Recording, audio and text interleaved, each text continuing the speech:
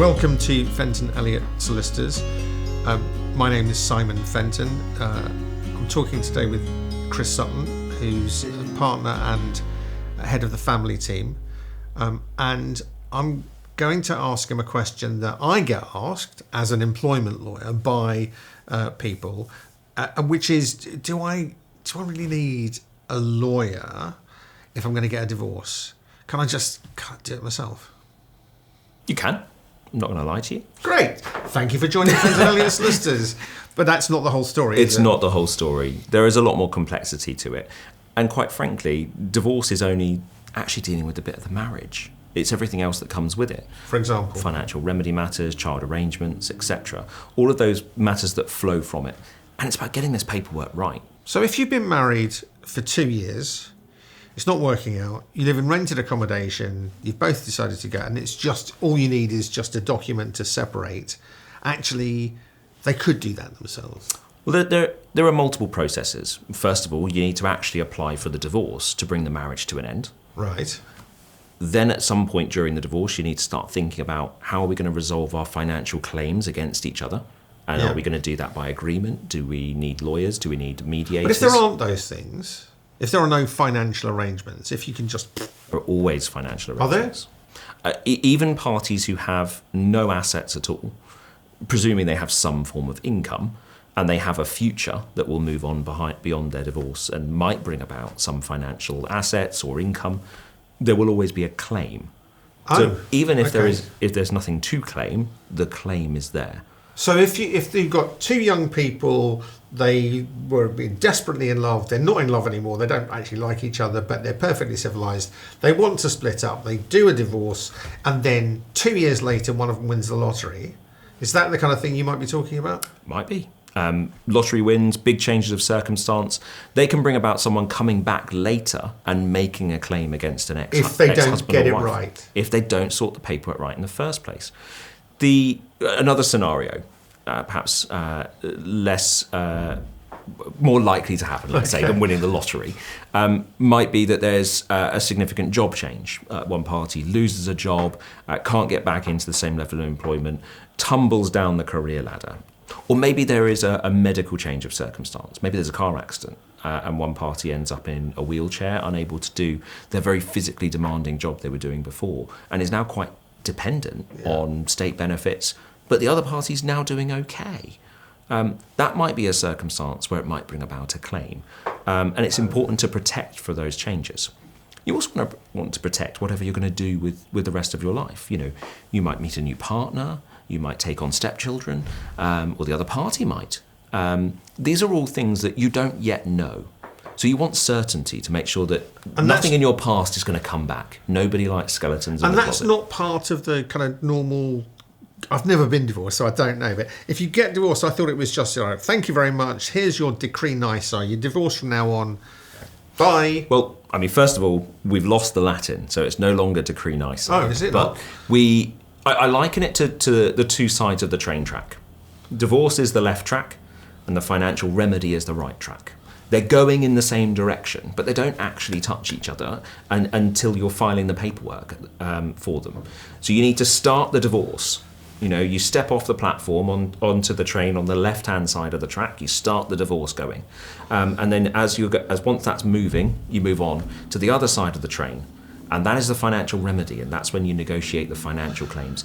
Plenty of people, unfortunately, deal with their divorce, but don't necessarily address their finances because they don't think it's worth it. But it is. But it is worth it. So would that be where your expertise comes in? Just making sure that is dealt with properly. So it might just be that I need to help parties draw up a consent order dismissing their claims against each other, and that's absolutely fine.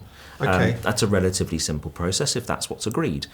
But it's also worth exploring if that is the right outcome. Perhaps we should be looking at, do we want to record anything in relation to child maintenance? Do we want to record any future rights? Do we need to deal with transferring a tenancy of a rented property even? These might be things that landlords might be difficult about, particularly with changes, etc., in the way landlord arrangements are working in the foreseeable future. these are things we need to be thinking about and making sure we're tying off in a document. So is it right then when somebody says to me, look, I've seen the paperwork, it doesn't seem that complicated to me. She's all right with this, so we're just gonna get a divorce, whatever the word is, and we'll be on our ways. My advice to them is actually just just take a bit of advice. It might be the right thing to do, but just check it out. Just get it done right. Get it done right. It's not impossible. There are plenty of very clever people out there who can put together a document which is most of the way towards being exactly what it should be. Okay. But the point is, most of the way is not quite enough. You need all of the way. You need it done properly. And do you get cases where it's a DIY divorce and then circumstances have changed and you're instructed by one of the parties to go back and have another look at it? Plenty. Oh, really? It happens a lot. I've had numerous people coming back, some after really long periods of time, where they want to revisit terms of either a very poorly executed financial remedy order. What's the longest time? I've recently been working on a very poorly executed order that was from 2009. Wow. Okay. So it can happen.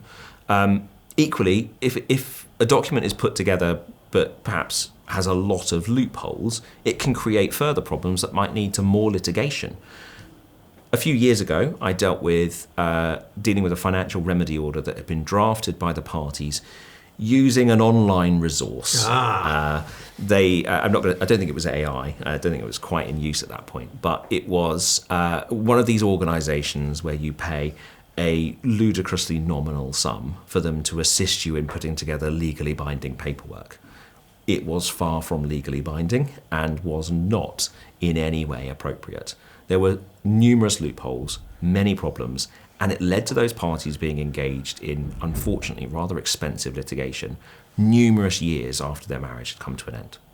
Wow. Okay. A bit like these kind of do-it-yourself wills that people have that just... Exactly the same. I'm not a will writer, but I'm sure many of these do-it-yourself wills or the packs you can buy in your high street store, I'm sure they present very similar problems. Yeah. And more recently, I've seen a number of draft consent orders presented to me by clients, hoping to save a few pounds by trying to cut some of the work out. That'll be all right, won't it, Chris? Where they've put it together with AI.